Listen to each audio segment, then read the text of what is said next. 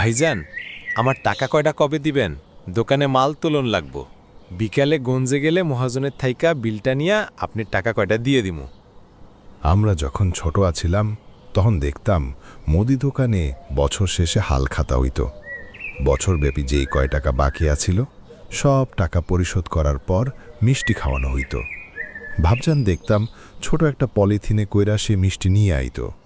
দিন দিন পুরনো সেই ঐতিহ্যগুলা উঠা যাইতেছে। মাস্টার মশাই, শীত চইলে আইছে তো কয়দিন ধরে দেখতাছি ভোরবেলায় শীতটা একটু বেশি পড়তাছে। শীতের পোশাক আমরা পরতে পারি নাই রে।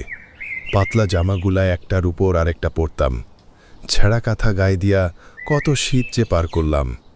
কনকনে শীতের মধ্যেই বাপজান খুব ভোরে উঠা কামে চলে যাইত।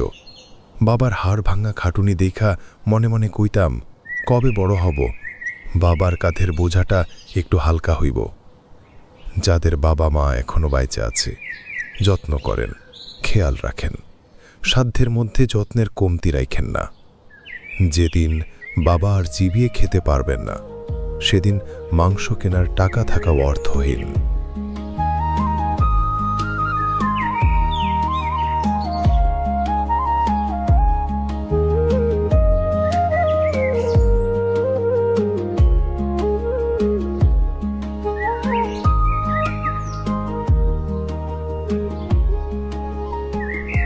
কি রে বাবা, তোরা এত চিন্তিত লাগতাছে কেন? মনটা ভালা না আম্মা। এই বছরও জমিতে ফলন ভালো হইল না। কি দিয়ে কি করবো বুঝতাছি না। তোর বাপজান কই? সেই সকালবেলা মানুষটা বাইর হইল, এখনো বাড়ি ফেরার খবর নাই। আব্বারে দেইখা এলাম রমজান আলীর চায়ের দোকানে, রাহেদ কাকার লগে গল্প করতেছে। বৌমা, রান্না কত দূর হইল? রিমির স্কুলের সময় হয়ে যাইতাছে। এই তো আম্মা, হইয়া গেছে, রান্না প্রায় শেষ। কিরে, বইয়া রইছিস কেন? যা যা, হাত মুখ ধুয়ে আয়, খাওন দিতাছি, খায়া তাড়াতাড়ি স্কুলে যাবি। দাদি, আজকে আমি স্কুলে যামুন না। রোজ রোজ স্কুলে যেতে মন চায় না। এইটা কি হুনাইলি রিমি? আমাগো সময় স্কুলে যাওয়ানের লাগটা পাগল থাকতাম। এমনও দিন গেছে ভাত হইতে দেরি হওয়ায় না খাইয়ে স্কুলে চলে গেছি। কি যুগাইল রে বাবা! পোলাপান এখন স্কুলে যাওয়া আর বিষ খাওয়ার সমান মনে করে। কি করমু কও তো দাদি, গতকালের পড়া একটাও মুখাস্ত করতে পারি নাই। আইজ স্কুলে গেলে সিধা কান দইরা দাঁড়াই থন লাগবো। এতই যদি কানে দইরা দাঁড়াই থাকতে লজ্জা লাগে, তাইলে যেদিনের পড়া সেদিন শেষ করলেই তো হয়। আমরা হারিকেনের আলোতে পড়তাম। একদিকে মশার কামড়, আরেকদিকে হারিকেনের গরম। তাও পড়ালেহায় ফাঁকি দিতাম না। তোদের যুগে মাথার উপর ফ্যান, মশা তাড়ানোর কয়েল সবই আছে, শুধু নাই পড়ালেহার প্রতি মন।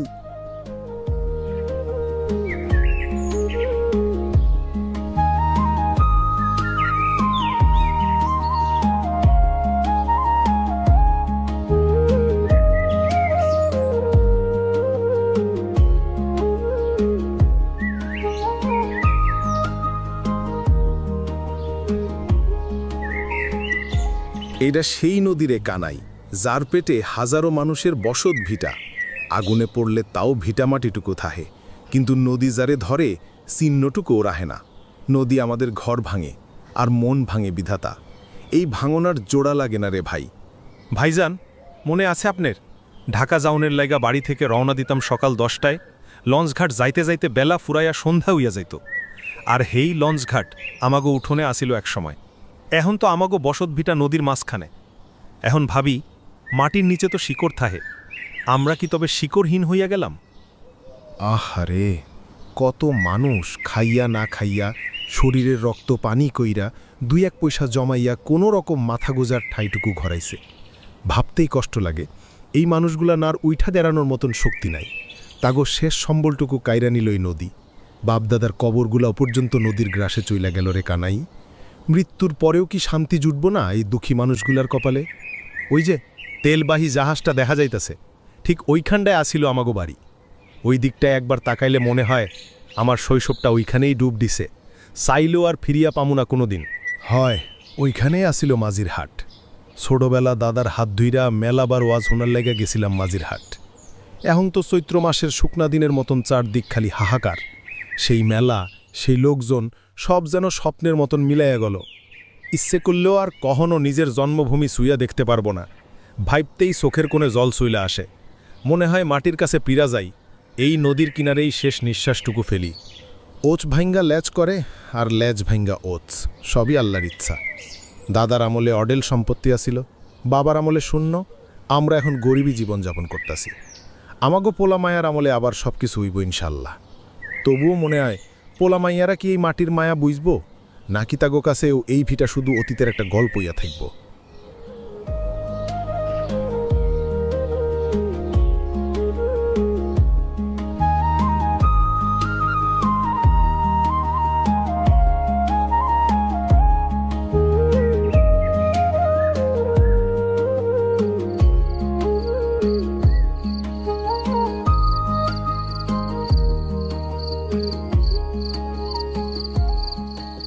মা, আমাকেও কেন অন্যদের মতো ভালো জামা নাই?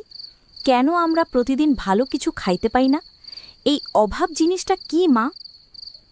অভাব হইল যখন আমাগো অনেক কিছু দরকার, কিন্তু সেগুলোর দাম দেওয়ার মতো টাকা আমাগো হাতে নেই। অভাব হইল যখন তোর মন খারাপ হয় একটা নতুন জামার জন্য, কিন্তু আমি তোকে সেটা কিনে দিতে পারি না। তুমি সারাদিন এত খাটো, বাবাও তো দিন মজুরি করে, তাহলে টাকা কোথায় যায়? টাকা আসে আবার চলেও যায় রে মা। তোর বাবার ওষুধ, তোর মাস্টারের মাইনে, আর এ ঘরটা যে কোনো মতে মাথার উপর দাঁড়িয়ে আছে, তার পেছনেই তো সব খরচ হয়ে যায়। এ হলো নিয়তি মা। গরিবের কপালে সুখ সহজে আসে না। আচ্ছা মা, আমরা কি কোনোদিনও এই অভাব থেকে মুক্তি পাব না? তুমি আর কত কষ্ট করবে? মন খারাপ করিস না আমার লক্ষ্মী মেয়ে। তোকে একটা কথা কই, এই যে এত অভাব, এত কষ্ট, এর একটা ভালো দিকও আছে। এই অভাবই তোকে কঠিন হতে শেখাবে। কষ্ট পেলে মানুষ স্বপ্ন দেখতে শেখে। তুই মন দিয়ে পড়ালেখা কর, এই দেখিস আমাদের দিন পাল্টাবে। আমি খুব পড়ব মা, তুমি ভেবো না, আমি তোমার সব কষ্ট দূর করে দেব।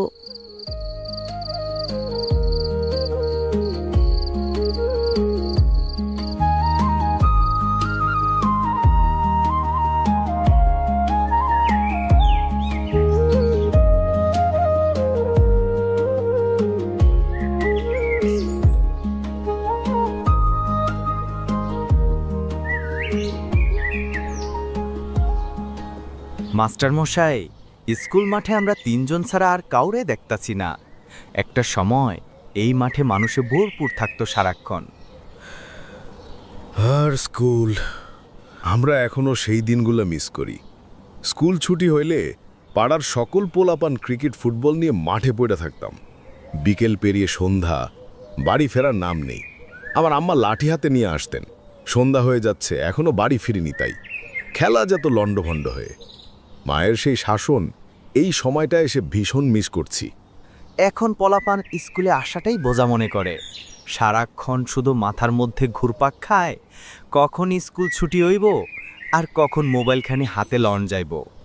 রাইত নাই, দিন নাই, সারাক্ষণ মোবাইলের মধ্যে কল্লাখান ঢুকাইয়া রাহে। এই বুঝি মোবাইলের মধ্যে ঢুইকা পড়ব। এই সমাজ খাইল মোবাইল। দিন দিন ডিভোর্সের হার বেড়ে যাচ্ছে। শিশুরা ভুলে যাচ্ছে বড়দের সম্মান করা। মা বাবার সামনে ছেলে মেয়ে দেখছে আজে বাজে ভিডিও। যাই দিন ভালো, হাইয়ে দিন খারাপ। দিন দিন সমাজ নষ্ট হইয়া যাইতাছে কিছু অসভ্য মানুষের কারণে।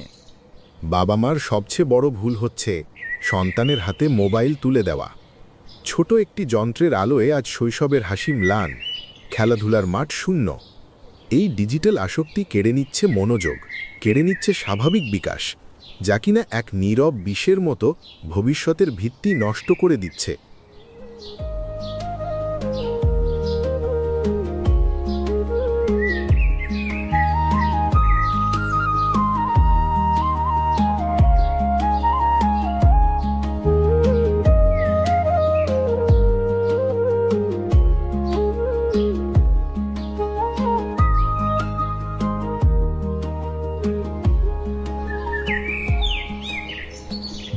আজ ক টাকা মজুরি পেলে গো?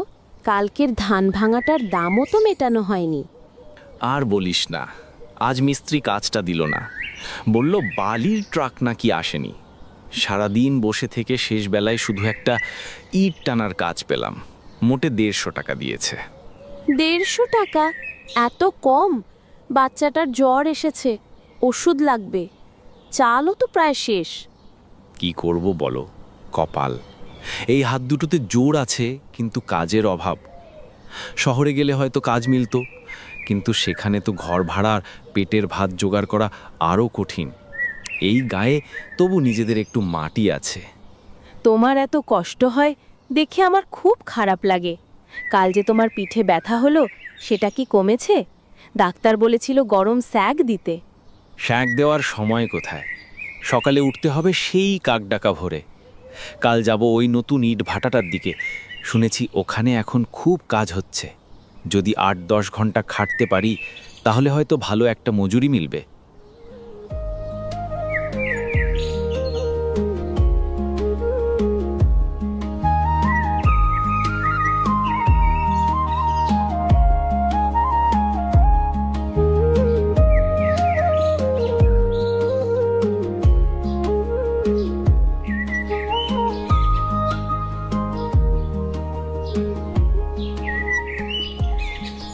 মাঝে মাঝে অতীতের কথা মনে পড়লে দম বন্ধ হয়ে আসে।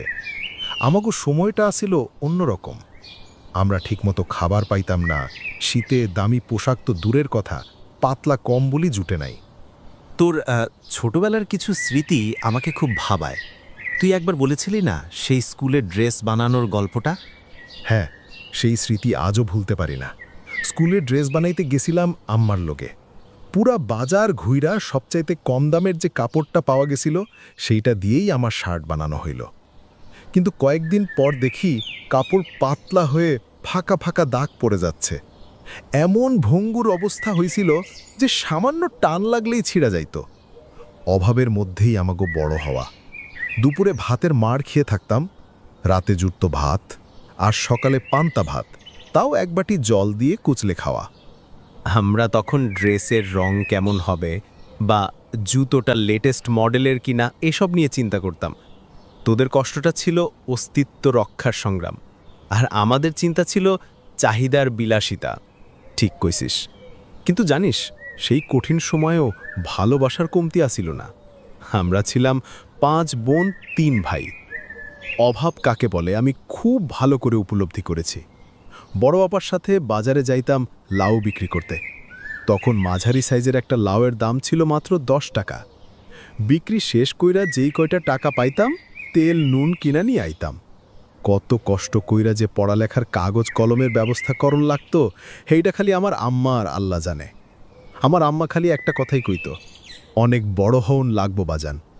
শিক্ষা ছাড়া যে বাঁচার উপায় নেই, সেটা তখন থেকেই মনে গেঁথে গিয়েছিল।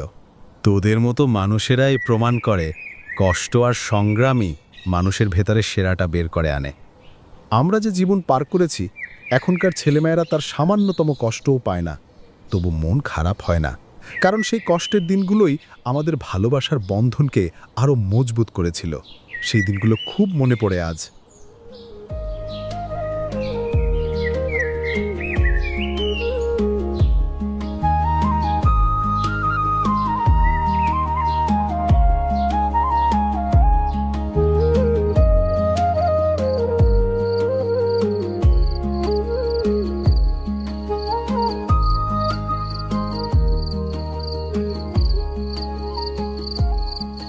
কি খবর রহমত?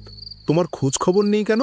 শুনলাম শহরে নাকি 1 মাসের মাথায় কাজ ছেড়ে দিয়ে ফিরে এলে। আর বলবেন না মাস্টার মশাই, কাজ। আমার মতো একটা মাস্টার্স পাস ছেলের কাজ হলো গায়ের জোরে রিক্সা চালানো।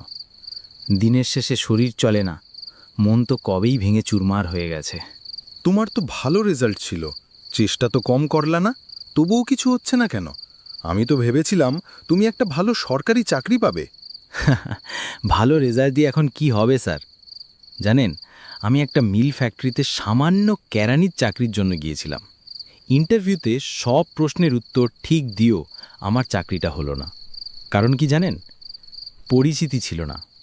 ফ্যাক্টরির ম্যানেজার সরাসরি বলল, ওপর মহলে লোক না ধরলে এ লাইনে কাজ হয় না বাবা। এই হলো আমাদের সমাজ। সব জায়গাতেই শুধু রাজনীতি। চাকরির বাজারে এখন মেধা নয়, ক্ষমতা আর পরিচিতিই আসল পুঁজি। একদম ঠিক বলেছেন। আপনি একটু দেখুন তো, আমাদের গ্রামে কত ছেলে ডিগ্রি নিয়ে বসে আছে। কেউ ঠেলা চালাচ্ছে, কেউ দিনমজুরি করছে। শিক্ষিত যুবকদের মানবেতর জীবনযাপন করতে হচ্ছে। আর অন্যদিকে আমি চোখে দেখেছি বড় বড় সরকারি দপ্তরে ভালো চেয়ারগুলো দখল করে বসে আছে সব অযোগ্য লোকজন। আমি সব দেখছি বাবা, তোমার কষ্টটা আমি বুঝি। তুমি যে এই আক্ষেপ করছো, এটাই আজকের দিনে চরম সত্য। এমন জামানায় আমরা বসবাস করি যেখানে শিক্ষার কোনো দামই নেই। বইয়ের পাতা আজ শুধু বোঝা। তাহলে এই দারিদ্র্য দূর হবে কিভাবে? আমরা তো পড়াশোনা করেছি এই ভেবে যে জ্ঞানই আমাদের আলো দেখাবে, কিন্তু আজ মনে হচ্ছে আলো খুঁজতে গিয়ে যেন আরও গভীরে অন্ধকারে ডুবে যাচ্ছি।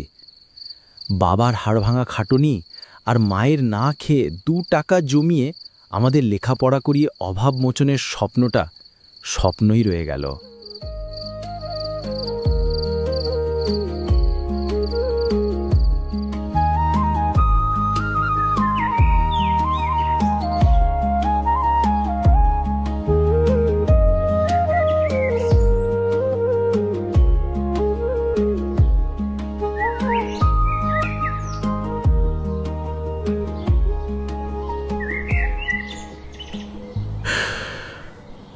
রাহমাত, মনটা শক্ত কর বাবা। এই দুনিয়াতে কেউ চিরকাল থাকে না রে। আমাগো সবাই রে একদিন চইলা যাইতে হইব। আমার বাপজান খুব কষ্ট পায়া মারা গেছে কাকা। বাপজানের খুব ইচ্ছা ছিল আমি মেলা বড় অফিসার হমু, সরকারি চাকরি করুম। আমি বাপজানের ইচ্ছা পূরণ করতে পারলাম না কাকা। মানুষের সব ইচ্ছা পূরণ হয় না রে বাপ। কিছু ইচ্ছা অপূর্ণই থাইকা যায়। এই দুনিয়ার মানুষগুলা বড়ই পাষাণ কাকা, সবাই নিজের স্বার্থ খোঁজে। আমার মতো হাজারো যুবকের পেটে লাথি মাইরা তাগো ভুরি বাড়ায়। তোর আব্বারে কাল সন্ধ্যায় তো ভালাই দেখলাম। কি হয়েছিল ভাইজানের? আপনি তো জানেন কাকা, আমরা কত কষ্টের সংসারে বড় হয়েছি। আমার বাপজান একা রাত দিন পানি কইরা আমাগো মুখে খাবার তুলে দিছে। কত কষ্ট কইরা যে আমাগো মানুষ করছে আমার বাপজান আর আল্লাহ জানে। আমি শহরে রিক্সা চালাই, এই কথা শোনার পর থেকে বাপজান ছটপট করতেছিল। রাইতে ঘুমানোর আগে আমরা খেলে একটা কথাই কইছে, তোর মারে দেইখা রাহিস বাপ। ফজরের নামাজ পড়তে ডাক দিয়ে দেহি বাপজান আর নাই কাকা। এই পরিবারের দায়িত্ব এখন তোর কাঁধে। মনটা শক্ত কর বাবা। আমাগো গরিবের ইহকাল লাগবো না বাপ, আমরা পরকাল চাই।